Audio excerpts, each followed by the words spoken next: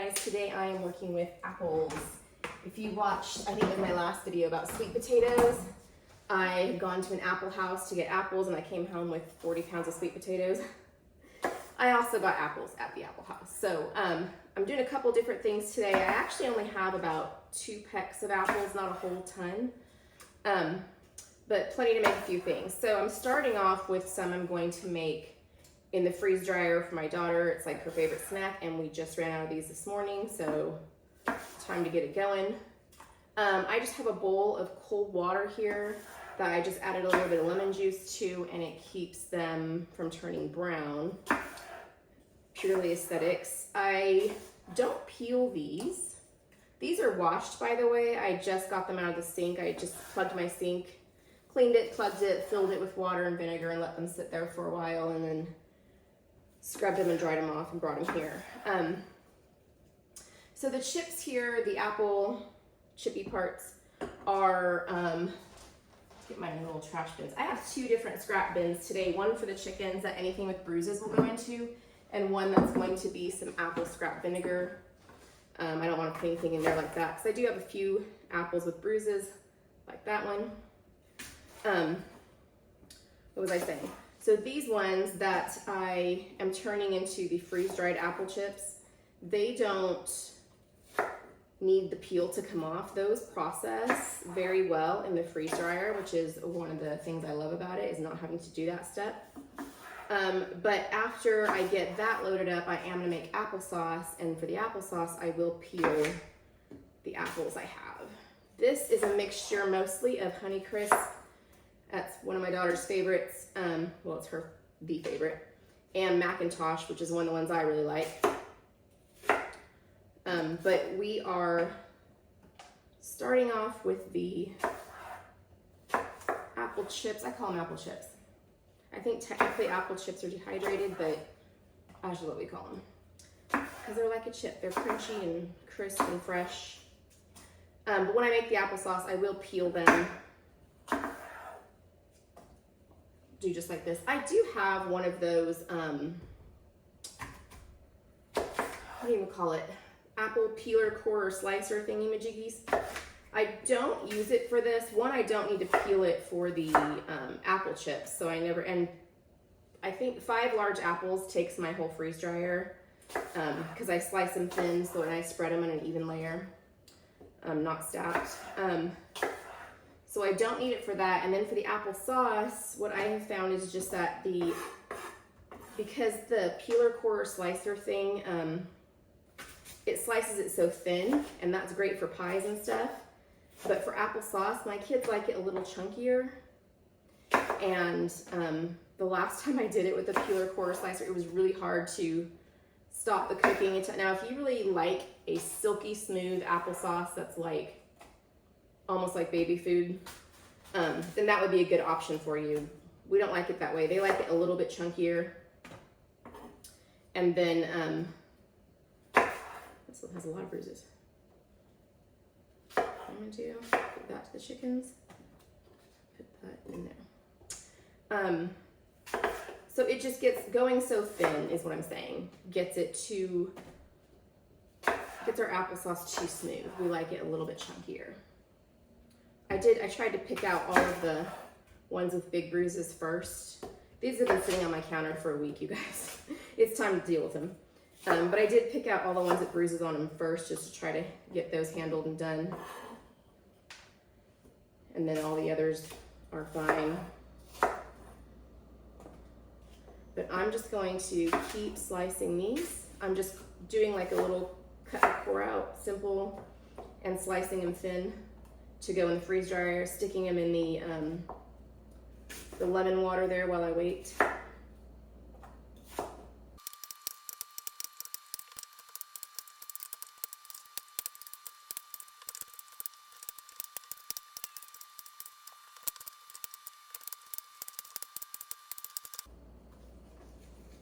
Okay, I'm gonna go out to my garage and turn my freeze dryer on and get the trays for this. I should have probably mentioned that I do also have my water bath canner sitting, getting warm, and jars inside getting sterilized, and what do you call it? The lid's over in warm water, getting ready for the applesauce part of this. But I'll be right back. Okay. And I just lay these in an even layer. You don't have to go in nice straight rows. Since I'm trying to get so much done today, I'm being a little less anal about, I normally lay them all facing the same way and all that, but today I'm just trying to get them on the trays. Get them on the trays so I can get other stuff done too.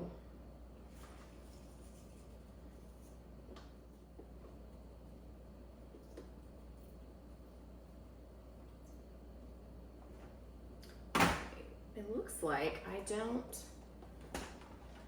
have 5 full trays, so I'm gonna go ahead and cut up one more apple to go in here because I want a full, I could squeeze those onto the other 4 trays, but why not just slice one more apple and do a full thing, because we go through these really fast. Let's see.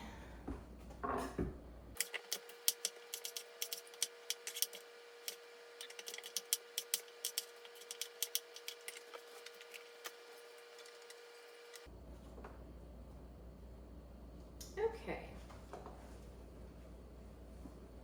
While I am waiting for my timer to go off, because I've got about 10 more minutes, the freeze dryer heating, I'm going to go ahead and start cutting these and peeling them for the applesauce. I do peel these. I don't cut them as small. And I prefer to peel them after I've cut them into about 8s.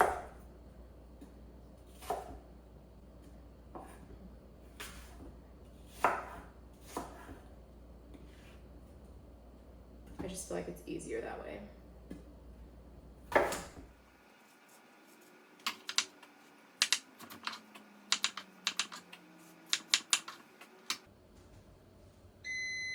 Okay. My timer just went off to put the trays in freeze dryer. So I'm gonna do that. And then I will be right back to finish peeling and rough chopping these for the applesauce. Okay, let's continue this. Get a little more room here now.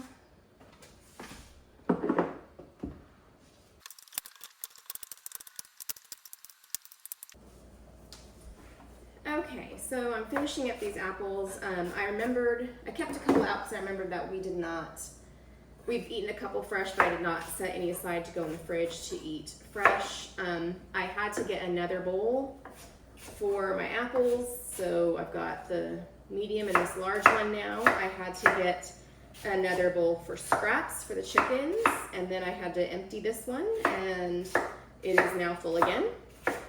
I could have made another jar of the vinegar, but I already have 1 jar going, and I don't, it's a fresh vinegar, I don't can it or anything, so I don't want it to, like, you have to keep stirring it and stuff, so I prefer to do one at a time.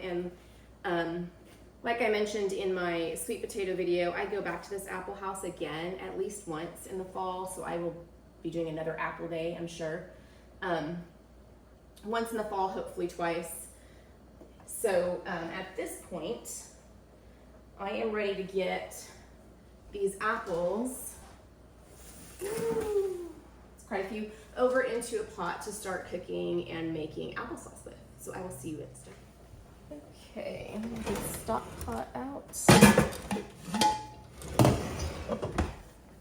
I'm gonna get just a little bit of water in it.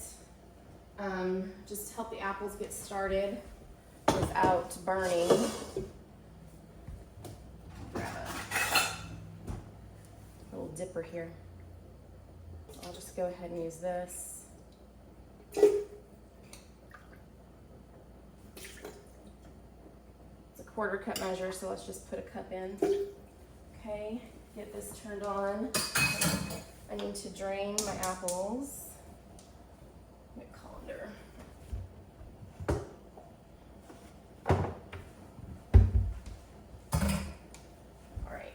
this bowl done. Get them in here. Okay.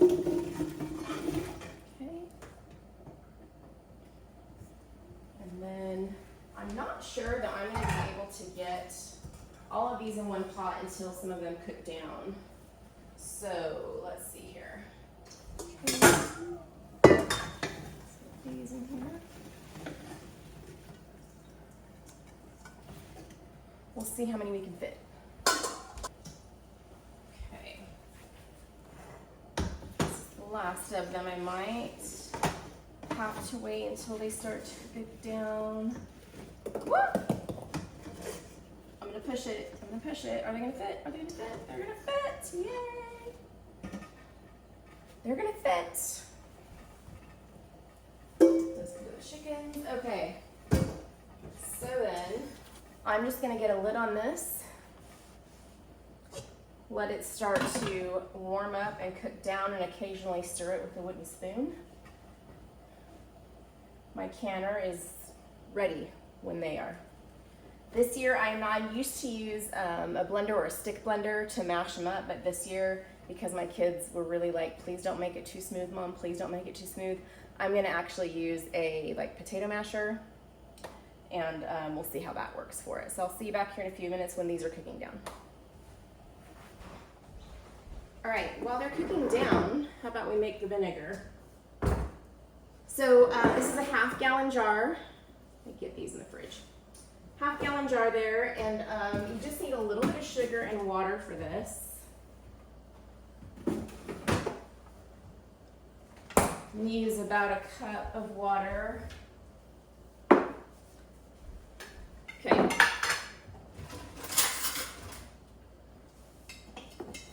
couple tablespoons of sugar here in my water. I just want it to dissolve. If you're doing this in winter and your water's really cold, you can heat it up a little bit, but you don't need to make it like hot or anything.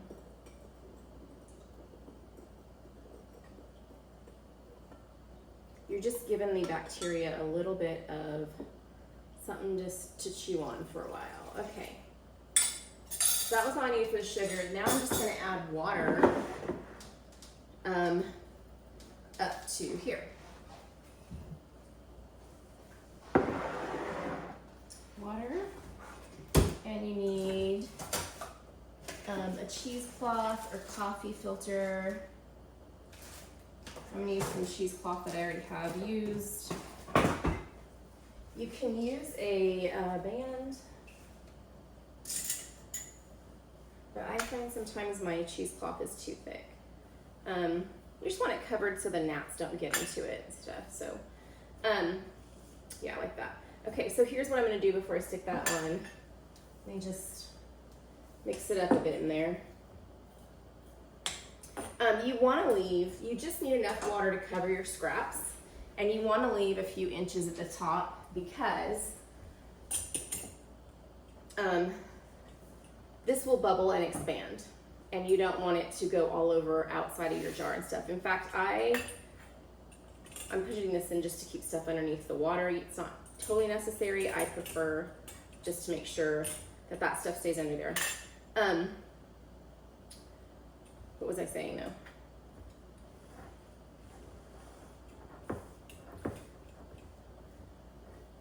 I don't remember. But that's pretty much all you're doing. This is pretty much all you need to do. I'm pushing that down. It will start to bubble in a few days, and then when it is done bubbling is when it's ready. Once it starts bubbling, I usually stir it every now and then that's all there is to making your own vinegar. It's pretty easy. This is not a predictable amount of acidity, so I wouldn't use it in canning. Like I use bottled from the store apple cider vinegar for that because it is more consistent, and this may not be acidic enough for canning for safety. But I do use it for salad dressings, cooking, everything, putting in my chicken water, all that stuff. So this will be ready in a few start be ready in a few days, really be ready in a few weeks, and that's all there is to that. Let's check this again. Let's see here. Yeah, that is pretty good right there. I'm gonna turn it off. Get it mashed. If I can see what I'm doing.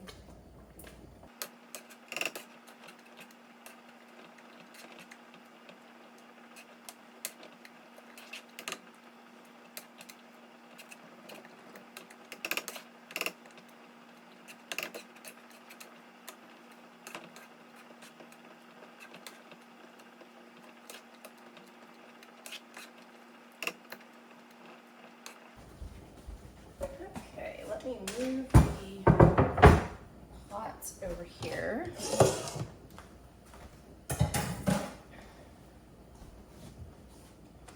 Heat is off. Then I can put my wooden board here and use it to fill jars. Okay.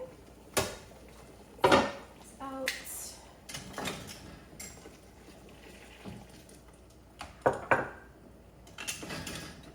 These in here for a while, so they have actually already started to evaporate. The pot has already evaporated quite a bit, so I'm going to add some more in and let it start heating while I'm filling these.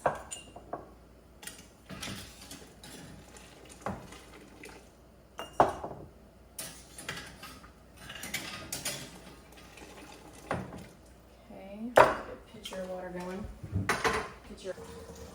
All right, so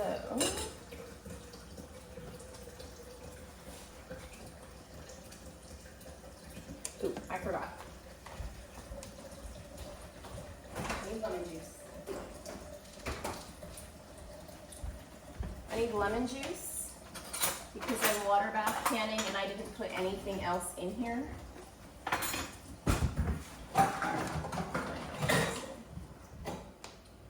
I didn't put anything else in the applesauce, it's just apples. So I need to add a half a tablespoon of lemon juice to each pint jar so that I can just ensure that it has enough acid and I can water bath it that way. I could pressure can it. I just am maybe gonna get my pressure canner out tonight for something else. And I don't want to have it full already. So these need a 1/2 inch headspace.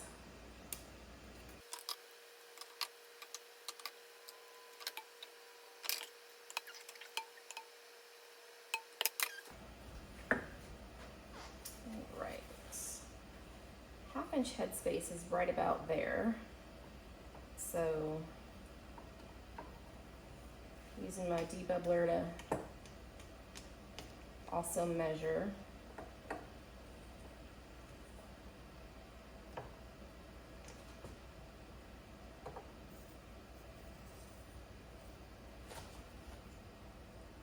Needs it.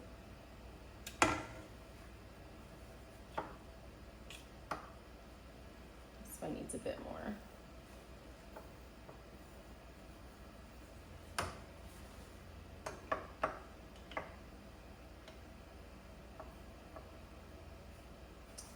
That one needs some taken out.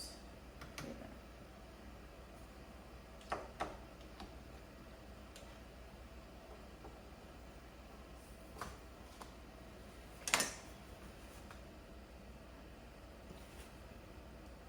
Tiny bit more here. Tiny bit more there.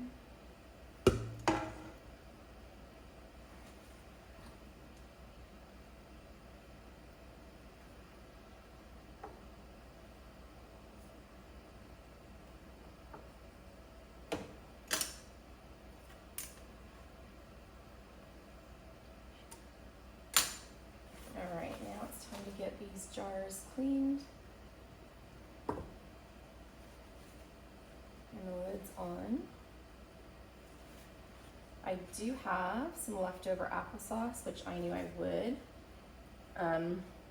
I could do one, possibly a second jar with it, but I know that my kids are gonna want some today, so I'm not gonna bother to can that and use a jar. I'm just gonna put it in a container in the fridge.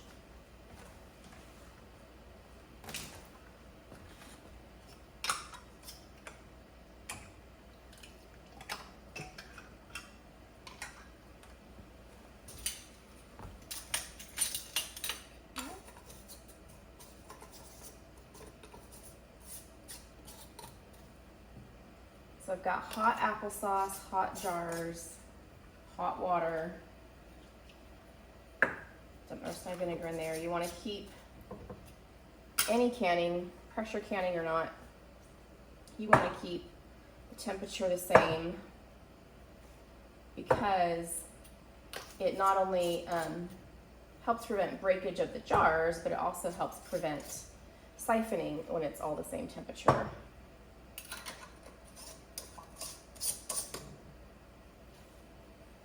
Okay, fingertip tight on those. Let's get this up here.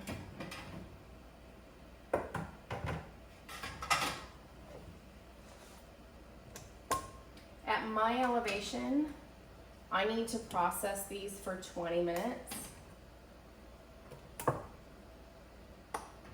I am just above 1,000 feet, so you can check Center for Home Food Preservation or another trustworthy canning site for how long to process applesauce in a water bath at your elevation. Couple tipped right there. Okay, when this gets up to a boil, I will start my timer, and then we'll be done with applesauce. Okay. It's been 20 minutes.